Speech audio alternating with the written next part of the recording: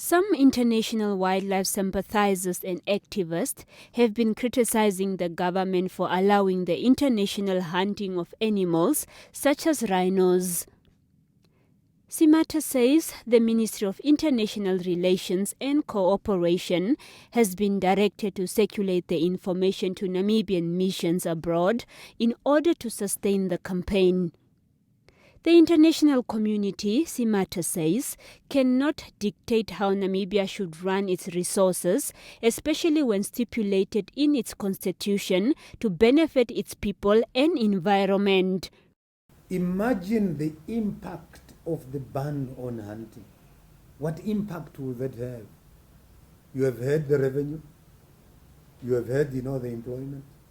You have heard, the benefits that we have derived from the conservation, efforts.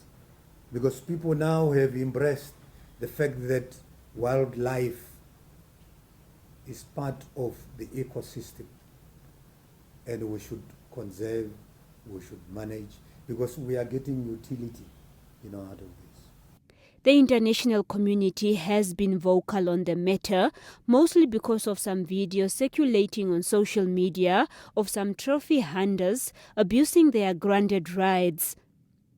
But Simata says the Ministry of Environment and Tourism has been tasked to deal with those abusing those rights. And surely the international community, if they don't have the information, should engage, Namibia, so that they can benefit in terms of how and why and what are the benefits that Namibia is deriving as a nation from the sustainable use of its God-given resources. It's our duty to ensure that code of conduct and ethical hunting is upheld.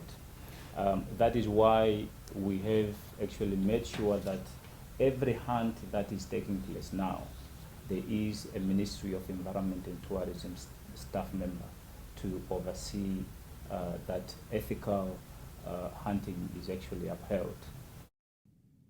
A revised National Equitable Economic Environment Framework and the draft bill was also approved, and Prime Minister Sarah Kuhongerwa Amadila was directed to submit the draft bill to Cabinet Committee on Legislation for scrutiny.